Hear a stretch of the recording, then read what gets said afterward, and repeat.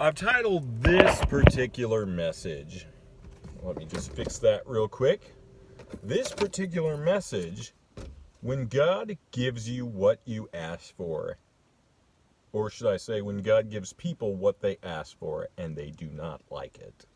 And we'll see this concept play out in 1 Samuel chapter 8. We'll start with reading verse 6. And so we see these Israelites were demanding God give them a king. They're like, we want to be like the nations around us who have a king. Sounds familiar, kind of. So when they said this, give us a king to lead us. This displeased Samuel, so he prayed to the Lord, and the Lord told him, listen to all the people are saying to you. It is not you that they have rejected, but they have rejected me as their king, as they have done from the day I brought them up out of Egypt until this day, forsaking me and serving other gods. So they are doing to you. Now listen to them, but warn them solemnly, and let them know what the king who will reign over them will claim as his rights. Okay, so Samuel's like, okay, the Lord will give you what you ask for, but I'm going to tell you some of the fine print involved. Samuel told all the words of the Lord to the people who were asking for a king. He said, this is what the king who will reign over you will claim as his rights. He will take your sons and make them serve with his chariots and horses. They will run in front of his chariots. Some he will assign as commanders of thousands and commanders of 50s, and others plow his ground and reap his harvest, and still others to make weapons of war and equipment for his chariots. He will take your daughters to be perfumers and cooks and bakers. He will take the best of your fields and vineyards and olive groves and give them to his attendants. He will take a tenth of your grain and of your vintage and give it to officials and attendants. Your male and female servants and the best of your cattle, the donkeys he will take for his own use. He will take a tenth of your flock. And you yourselves will become his slaves. When that day comes, you will cry out for relief from the king you have chosen, but the Lord will not answer you in that day. So, basically he's saying, okay, God will give you what you ask for.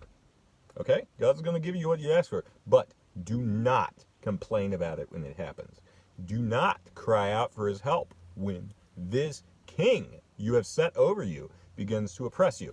And when things start to get bad and you start to find, well, things were kind of better off before, don't complain about it. Don't cry out to God, because he's not going to listen. And so we see Samuel saying that. And was it truly wrong in and of itself that Israel wanted a king? No, not necessarily. But the reason for that, and if we look closely, we see throughout the nation of Israel, up until that point, they had no king, okay? And God was supposed to be their king. And so whenever they would sin against God's laws and commands, God would, raise up enemies to oppress the people of Israel, to turn their hearts back to him. And so what they were doing in that sense was they were trusting in a king to basically come between them and the enemies that they were facing. When it was really their sins that were causing their problems, they're like, well, let's come up with a political solution for this problem. Let's appoint a king. And so, God's like, okay, this king is going to be in some ways just as bad as those enemies that have been oppressing you. It's your sin that you really need to deal with. If you just accepted that I was your king and your Lord, and if you just obeyed my commands, we wouldn't have these problems now, would we? But then they said, no, we want a king so bad. And so God's like, okay, I'll give you that, but you're going to not like it. And so I think that's a very valuable lesson for us to learn in that particular story, because we see in the Psalms, I think it's Psalm 106, where it talks about how the children of Israel in the wilderness, they demanded their cravings, but the Lord gave it to them, but he sent a wasting disease upon them. And so they demanded what they craved. These people had had a history of demanding what they craved. And you know what God said? Okay, I'm going to give you what you want. I'm going to send problems with it. And so that is what always will happen if we try to get what we want from God and he is not willing to give it, or it is not his time to give it, if we do that, we're fools. We are fools if we do that. If we don't trust God enough when he's withholding something from us, or if he's saying, no, that's not a good idea. If we go ahead and say, we want it anyways, God's saying, well, you're making a really foolish, stupid choice here. You're going to suffer the consequences. And when it happens, I'm not going to bail you out. And so, timeless truth we can learn.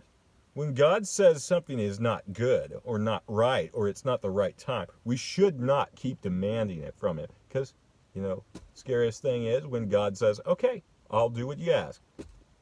You're going to deal with the consequences of that. And that is the bottom line.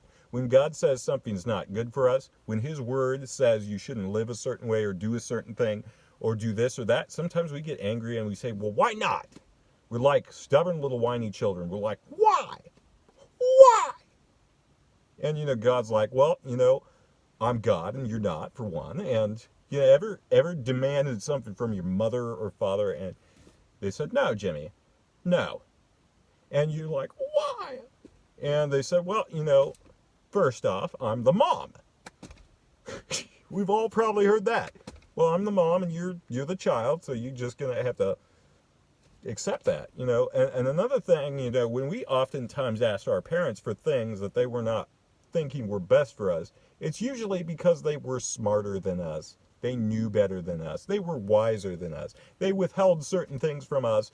I mean, as the older I grow, the older I get, I am now in my 30s now, but there's some things that I really disagreed with my parents on when I was younger, in my younger years, and I would often get into arguments with them. And the older I grow, the more I appreciate the times where they did what they did and they said what they said. Because as we grow, we understand our parents truly did have the best interest, our best interest at heart. Most of our parents. I mean, now of course there's parents out there that are not so good, but when it comes to God the Father, when it comes to God who created the souls of all human beings and the people that fill the earth, he's just as much interested in people as a father would be over their children. And so when God says, don't do that, that's sin, that's not going to get you anywhere good, don't do that, live this way, we got to trust God is wiser than we are. And so that is the timeless takeaway we can take away from this message. And sometimes, if we're stubborn, if we keep demanding, I'm going to have it my way, I'm going to do what I want, God, just stop getting. Sometimes God steps back and says, okay, you can have that, but don't come crying to me when it doesn't work out for you. And that's the way sin works. God bless.